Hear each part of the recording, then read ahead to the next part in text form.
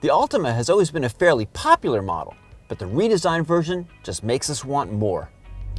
Simply put, the Altima is remarkable for being, well, completely unremarkable. Still, the news for the new Altima is that all the important safety features are now standard, and for the first time, all-wheel drive is available. But if you were a fan of Nissan's slick 3.5-liter V6, well, it's no longer offered. At least the standard 2.5-liter four-cylinder engine gets the job done.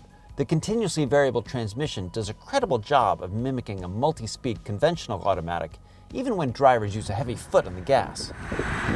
The Altima's higher trims offer a more powerful 2-liter turbo, which makes the car significantly quicker, but that engine can't be had with the optional all-wheel drive.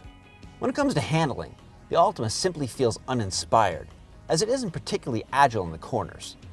The car's mushy steering seems to accentuate the Altima's body roll. As far as new partial automation systems go, Nissan's ProPilot Assist system, which combines adaptive cruise control with lane centering, was helpful to relieve some driver stress in slow, congested traffic conditions.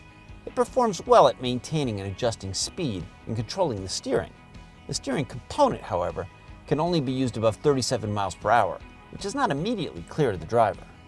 Inside, the Altima's interior doesn't look fancy, but it's well assembled with a nice mixture of materials. We like that our car came with power adjustment on the driver's side with two-way lumbar support. The rear seat has plenty of room for average-sized passengers, but tall passengers will find headroom snug. It's easy to master and use the Altima's controls, including the infotainment screen.